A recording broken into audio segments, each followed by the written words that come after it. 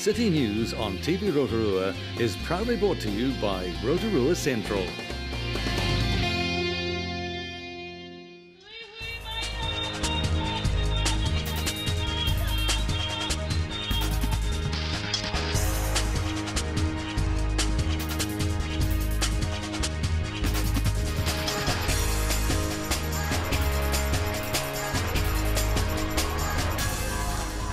Kia ora Rotorua, head in tonight's bulletin.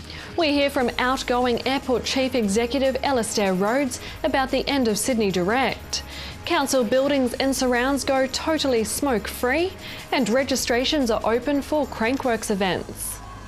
Outgoing Airport Chief Executive Alastair Rhodes says he's looking forward to his new role heading up Bay Trust. For over 2 years, Mr Rhodes has been at the helm and says he's overseen some tough changes. Obviously we've had some serious kind of challenges over the time, and we've done the big decision around Rotorua Sydney, and people always ask us, what's next, and is there a potential for Brisbane flights or Queenstown flights? So, we're always on the lookout for opportunities. Our focus really is going to be on north to south, so working with Christchurch and Queenstown airports and their RTOs to try and drive better, faster, direct links between here and Christchurch and here in Queenstown in the next couple of years. Alastair Rhodes takes up the role of Chief Executive of Bay Trust next month and says he's looking forward to working on a regional level. It's a fantastic opportunity for me. It's a little bit like the airport, because I see the role as the airport. It's not just about the performance of the airport, it's what it can give back to the community as a whole. And this is what the Bay Trust is really about. It's all about actually what can we do to enhance people, the experience of people living in the Bay of Plenty. And for me, my key passion is that this region is so much bigger than just individual parts of this region. So the sum of the whole is bigger than some of the individual parts, and that's where the Bay Trust has a role to try and help pull this region together. And for me, it's just a fantastic opportunity. It's a newly created role, and I'm really looking forward to getting my feet, getting stuck in. Wonderful. This weekend's Rotorua A&P Lifestyle Expo will honour the Anzacs during their centennial year through large military displays, memorabilia, film and Anzac memories. Agricultural and Pastoral Association Secretary Lynn Tettenberg says all of the Rotorua show favourites will be on offer with a whole bunch of new exhibits and latest technologies. I'm the secretary for the A&P Association, so I take all the entries for the horses, cattle, alpacas, which are here. Then we've got some fantastic events of the wood chopping again, shearing, Highland dancing.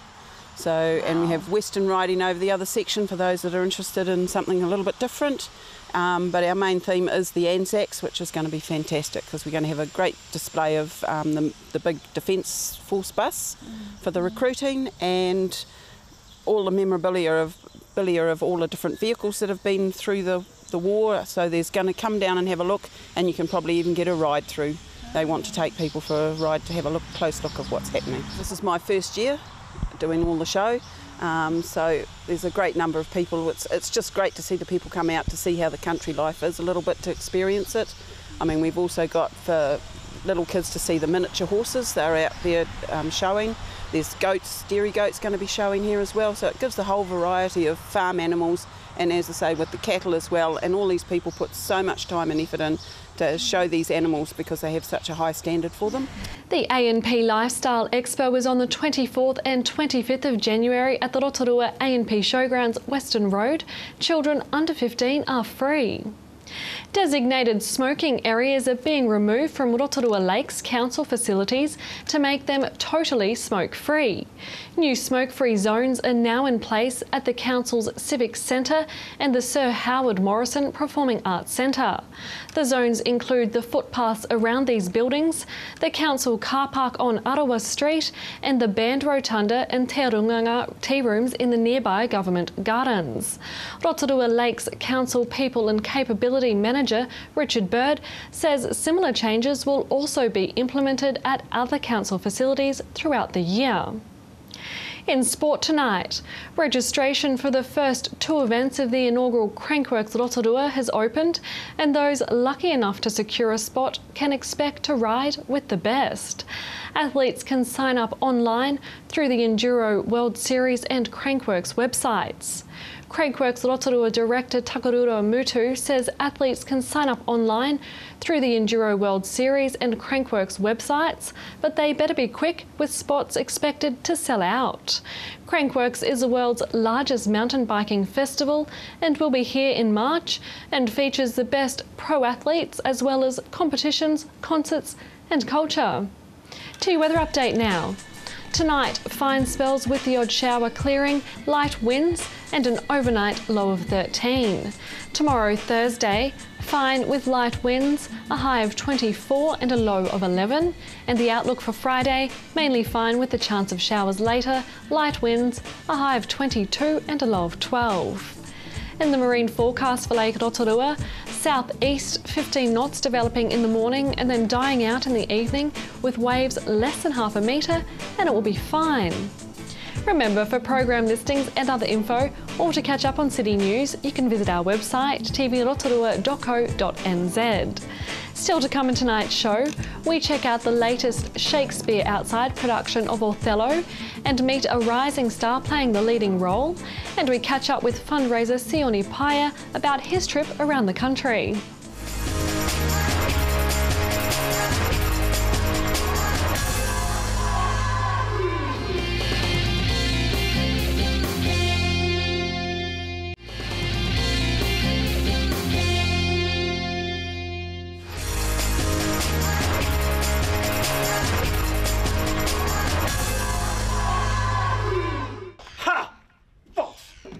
Oh, now, my lord, no more of that. Oh, avaunt be gone, thou set me on the rack.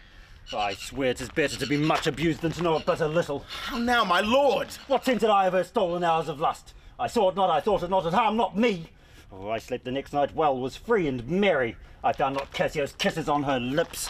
Oh, he that is robbed not wanting what is stolen, let him not know it, and he's not robbed at all. I'm sorry to hear this. Oh, I'd been happy if the general camp pioneers and all had tasted her sweet body, so I had nothing known. Oh, farewell forever, the tranquil mind, farewell content, farewell pride, pomp and circumstance of glorious war. Othello's occupation's gone! It's possible, my lord! Villain! Be sure thou approve my love a whore. Be sure of it. Give me the ocular proof, or by the worth of man's eternal soul thou had best been born a dog than answer my waked wrath. It's come to this! Make me see it! So prove it that the probation bear no hinge, nor loop to hang a doubt on, or woe upon thy life. Oh, my noble lord! Oh, if thou dost slander her and torture me, never pray more. Abandon all remorse. On horror's head horrors accumulate, for nothing canst thou to damnation add greater than that. Oh, grace! Oh, heaven forgive me! Are you a man? Have you a soul or sense? God be with you. Take mine office, oh wretched world that lives to make his honesty a vice! Oh, monstrous world, take note, oh world! To be direct and honest is not safe. I thank thee for this profit, and hence will love no friends if love breeds such offence. Wow, what an extremely powerful and almost violent scene that we just saw. A little snippet from Othello, the 10th annual production from Shakespeare's Outside. I'm here with Valerie Dyson, who's producer for this year's production. Valerie, tell me about Othello. Why this play, why this production, why this story? Well, first of all, it's one we haven't done and we don't like to repeat ourselves.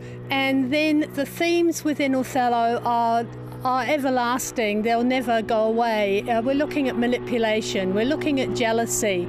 We're looking at people wanting their own way. And we're looking at love. And all those are eternal themes. And so this looks like a good thing to do.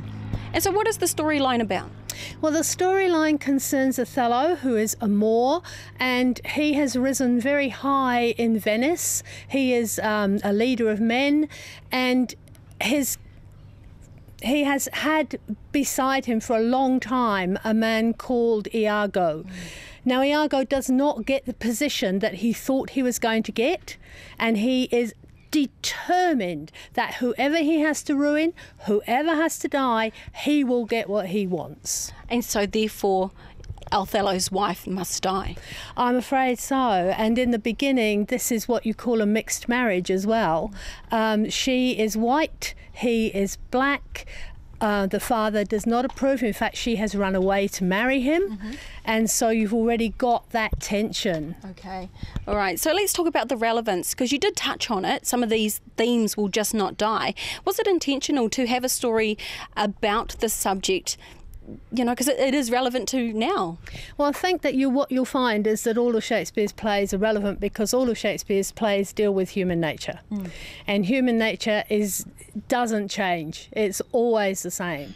And there's so much manipulation going on in the world today. You've only got to look at the media to see how they spin things, look at our governments to see how they spin things. So the manipulation aspect is very relevant, I feel. So what is the philosophy behind Shakespeare Outside? What is the philosophy from a production point of view? Well, from a production point of view, we want to bring Shakespeare as close as we can to how he would do it. So we're outside. We don't have very many props. We do have costumes, but we don't have very many props. And so the whole thing is just as natural as we can get it now. And the other part of our philosophy really is that if people want to have a go, we'll let them. We don't believe that you have to be very, very, very experienced. We will help you all we can to get to the level that is necessary. But if you want to have a go like this year, our Desdemona is very young. She's only, I think she's 15, almost 16, which is very young, and this is her first big role, and I tell you, she is good. So we're really pleased that we gave her the chance. Brilliant. Absolutely wonderful. So you've got a few characters for me to meet. Can you please tell me what characters they are and who are playing them? Right. So the first character that is Iago, and that's being played by Richard Rugg, who's a veteran, done lots of characters for us.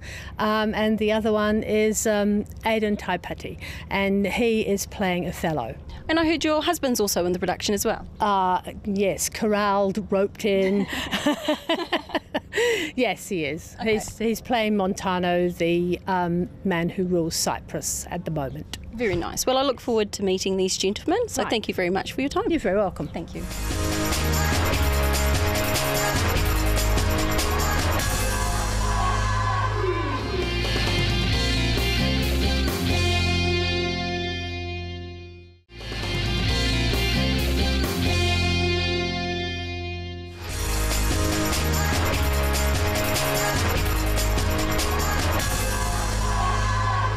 So, gentlemen, that was an absolutely powerful scene that you just performed for us. What was that particular scene about? That was where I first realised that my wife is possibly cheating on me, and it's asking for proof, really, and that's where he comes in. Well, I'm so basically saying to him that without actually seeing her cheating on you directly, there is no proof. Yeah. All that you can get is circumstance. Yeah. That enough of that builds up. There you go. There's your proof. But circumstantial evidence. Exactly. Yeah. And that's what Iago builds his entire case on. Yeah. And how do you feel the character feels at that point in time, being threatened in that manner? Well, on the one hand, see, he is honest Iago, and he needs to maintain this front that he is telling the truth. Yes. But on the other hand, he's actually enjoying it because he's only just started to put this poison into his head that his wife is cheating on him. So in a way, it's actually the ideal reaction to be getting, that this man is totally losing control already. It's almost better than he could have hoped. But he's got to maintain that front that actually this is all new and I'm scared. And he is on a certain level scared because he probably does wonder what this man is capable of doing. It would be quite worrying for him, but because you are a general and you are a leader and you are a warrior, and it could be. So there's a lot going on there, actually. Yes, heaps going on there. And so for your character? For my character, he's used to being in control of everything, and for him to start losing control like that is quite a big thing, really, quite a big deal. Yeah, absolutely. Now, Aidan, I hear that you're actually quite new. Very new. Very new. This is my first production. Yeah. Did you know that you actually had it within you? Did you suspect that you would be good at theatre? I did the Shakespeare competition when I was at Western Heights High School 100 years ago, and I was in another production, but that was basically just bouncing around a stage being me, which wasn't really acting at all. But this is very different. Yeah, very different. It's actually quite hard work. Do you have anything in common with the character that you play? We're about the same height and we have the same coloured eyes, and apart from that, no. No, you've never been manipulated before that you can remember? Not really, no. I'm one of those people who has to talk about everything and sort problems out and get to the root of the problem and, sort What do you things out. like about your character? He's quite a snazzy dresser, and people run around after him, and that's always quite flattering. But yeah. Would you probably embody some of your character in your own persona? Would it help develop who you are, or are you quite set on your character? I'm pretty set, but the sort of having to be quite dignified and things sometimes comes in handy for other things. Absolutely, I can understand that. And I suspect you wouldn't want to be like your character unless you're taking only the honest aspect of it. Well, yeah, exactly. I think that there are probably moments in my life where I have probably made the attempt at manipulating people, but on the whole, it's not a part of your character that you like and you want to do. So on that, and that's, I can understand his motivation. I'll put that, but no, I could never maintain his. He is such an actor all the time, so I could never do that 24/7. You've got to come out of character at some point, and he just maintains it all the time, and that would be a phenomenal amount of energy. Absolutely. You better be getting something really good at the end of it for all that energy that you're putting out. So now, Richard, you are a veteran. You've done Shakespeare outside for quite a while now. Is it an addiction for you? Is it a passion? What is it? Yeah, it's a passion. I do like Shakespeare. I enjoy performing Shakespeare, and it's nice to do it outside because you really get to let rip, as it were. You know, all of those faculties just have to be large, vocally, physically, everything, and it's quite a lot of fun doing that. I mean, don't get me wrong, doing it inside is nice too, but doing it outside is, and also a lot of the time outside you don't get to do it that often. Nowadays, a lot of people do Shakespeare indoors, whereas doing it outdoors, it's just it's that bigness, and Shakespeare lends itself very well to being big. Yeah. And it's fun. It's fun. So for that. it's not that you're spreading yourself across the stage. You've got to spread yourself across the environment in which you're in. Very well put. Yeah, exactly. Very nice. Yeah. So how do we convince people to come down and watch this production? Well, this is a lovely area. I mean, even if you just come down for 3 hours or 2 hours and just hang out here, and that right there. I mean, nice building. But if the show appeals, then come down and see the show as well. You know, I mean, it's just a lovely environment to be in, and here we are entertaining you while you're in this environment. So something nice to do on a summer's evening. Absolutely, something nice to do on a summer's evening. There you have it, Rotorua. Come down to Shakespeare outside, where they're going to be putting on their production Othello.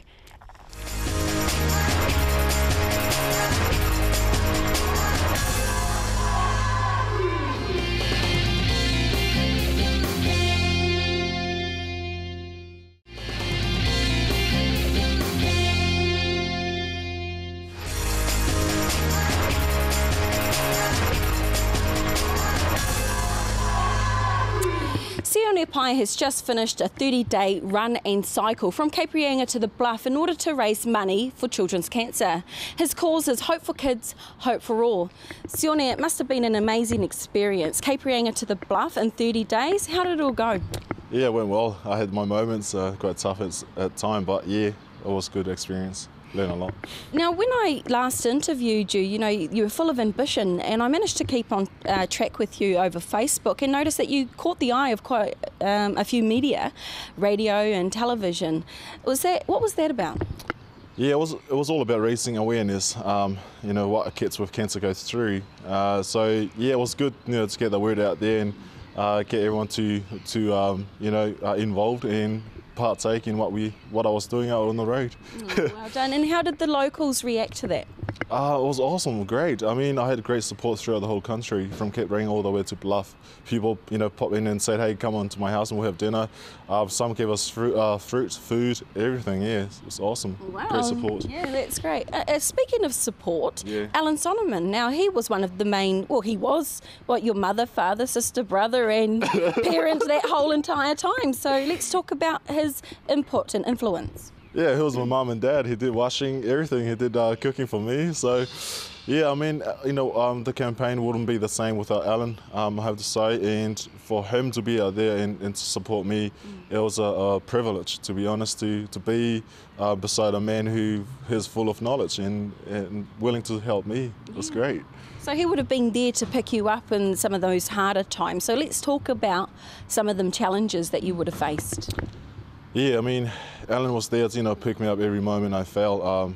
You know, first day I was running from Cape Reinga all the way to Puken. It was 80k running a 35-degree Celsius heat. So after 10 k's I struggled. I couldn't tolerate the heat. But Alan was there and he said, you know, keep your head up and carry on. You know, you'll make it. And to have him on board, it was amazing. You know, and yeah, it was just great to have him. So let's talk about some of the challenges that you faced, some of those moments where you just thought to yourself you couldn't bear it anymore. What were they? Oh, was going through Desert Road. I thought I was going to die. The last 3 days, heading to Bluff, I had headwind the whole time. Fatigue hit me really bad. I started feeling fibre tearing from my legs. So yeah, it was tough, but I managed to pick myself up and make it to the finishing line. Yeah. Well done. And let's talk about some of the most memorable moments. Most memorable moments, yeah, it was just, you know, I got a lot, but heading towards Kaikoura was probably the best moment because I got carried away with the scene and the scenery, the beautiful beach, and just amazing places. I forgot I was on the bike while I was biking to Kaikoura the whole time, and when I got to Kaikoura I was surprised. Oh, was that it? But it was I think it was a 100k bike ride, so it was great. Oh, yeah. That's good. I don't know how you'd forget that you're on a bike, but that's good. And so let's talk about the fact that you didn't quite do it in 30 days, did you? You did it in a little bit less. You had a few rest days. Yeah, I had 3 days off because we were well ahead of our time. So we had to hold back a little bit and wait till we get fall back into our schedule and carry on. Yeah. That's incredibly strong then. That's really good going. Yeah, it was just, the mindset I took in was in it to win it. There's no back down, there's no giving up. So whatever I had, is going hard out, and every day I didn't think about tomorrow. It was all about today. So I give 110% each day. 110, because that brings me to my next point. When I met you, you were a lot more filled out, maybe a little bit more heavier. What's happened? Well, I lost a lot of weight. After my challenge, I was 69 kgs, and before I left, I was 75. But before I was training out for the whole mission, I was 105. So, yeah, it was a lot of sacrifice in trying to keep up my nutrition and everything like that. But yeah, I survived. I can imagine. Now, so what's the future for Hope for Kids, Hope for All? Hope for Kids, Hope for All will continue on working with young people. We'll continue on supporting child cancer and also other charities out there who are doing a great job in our community. I believe that young people do have potential and they need to reach their full potential in life. In order for that, we've got to give them a bit of encouragement and hope, and that's what Hope for Kids, Hope for All is doing in our community. That's cool. Now, you might have reached your destination, but the journey isn't over, is it? The kit is still open? Yeah, even though I finished, our fundraising account is still open until January next year. So it's not over yet until then. So yeah, people can still make donations. Just go to our Hope for Kids, Hope for All Facebook page. There's a link there, click there and make a donation, or go to everydayhero.co.nz and search up my name, Sunipaya. Oh, lovely. Now, just lastly, what's the future for you? What's it going to bring? The future from here is, chase my dream as a fitness model and looking at going back to rugby over the next 2 years. So from now it's just a matter of gaining my body back and try to stay in shape. Nice. That was fundraiser Sione Paya speaking with Melanie Groves. If you'd like to contact the show, email news@tv-rotorua.co.nz or phone 07 3488 984. Thanks for watching tonight. From all the team here at City News, for Maria.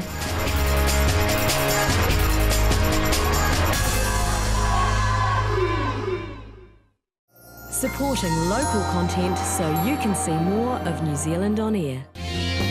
City News on TV Rotorua was proudly brought to you by Rotorua Central.